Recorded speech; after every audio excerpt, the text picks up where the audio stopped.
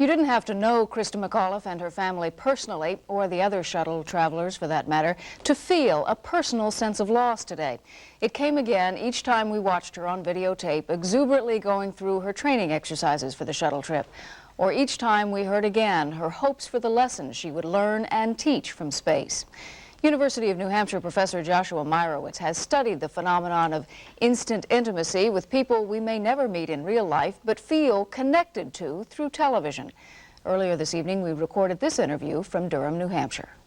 Professor Meyrowitz, I think many of us who heard the news or perhaps saw the explosion live this morning immediately thought about Christa McAuliffe's husband and parents and children who were watching this, and we were horrified for them. And then perhaps later we thought about the other people on board, and yet we all, I think, seem to feel this sense of kinship with Christa McAuliffe. Do you think that's because she is a New Englander, because she was the first civilian to go up, or is there something else going on here?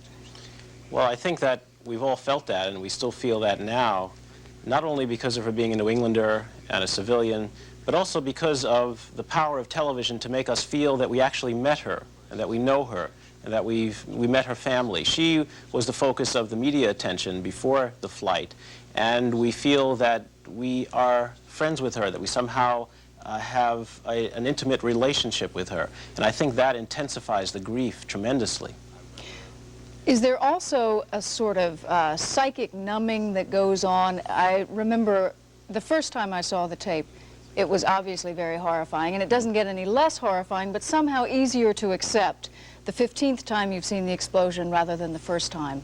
Yes, I think that it is becoming easier as we see it over and over again, as the media dwell on the tragedy and review it for us and try to explain it to us, or at least put it in some type of perspective. And I think that this often happens with tragedies involving people whom we've met through the media, that the media becomes the most ritualized place for the mourning, and that we through the media have retrospectives and commentaries and discussions. We saw this with John Kennedy's assassination. We saw it with Samantha Smith's plane crash, with Ricky Nelson's plane crash, and also with John Lennon and other media friends, as I call them, people whom we've met primarily through the media, who we get to know in ways that we used to only get to know people when we were in the same place with them.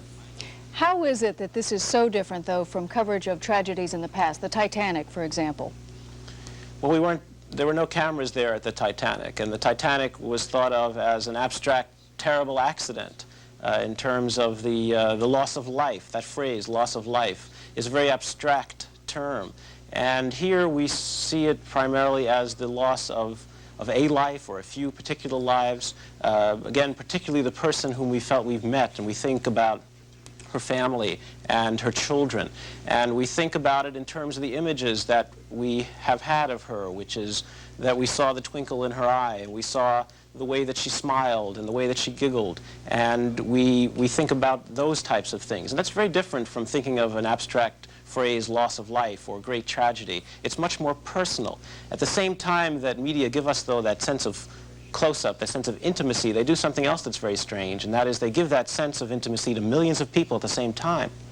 And that's very different, too. Yes, in the Titanic, different people in different parts of the country and the world found out about it at different times. There was a long, long delay before people heard about it. And here, we've gotten it all at once. The shock has come in a massive impact because of that intimacy and because of the simultaneity of it and the sharing of it. I think most of us who could do so today were pretty much glued to our television screens. It was the story. It remains the story. But is it too much coverage? I think if you step back and look at it objectively, you'd have to say that this is not the only important thing that's happening in the world, and that the other stories seem to be getting pushed out of the picture. And this happens with many of these events.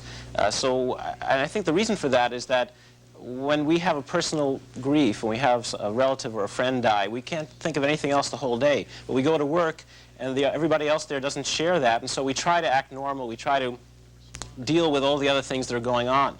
But when we feel the loss and the grief for someone like Christa, who we've all met through the media, then we go to work, and everybody there has the same grief.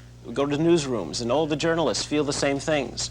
And so it tends to take over that subjective feeling, becomes a shared subjective feeling, and it tends to take on a sense of objectivity, as if this is the only thing that there is to think or talk about for the whole day. Thank you, Professor Meyrowitz. Thank you.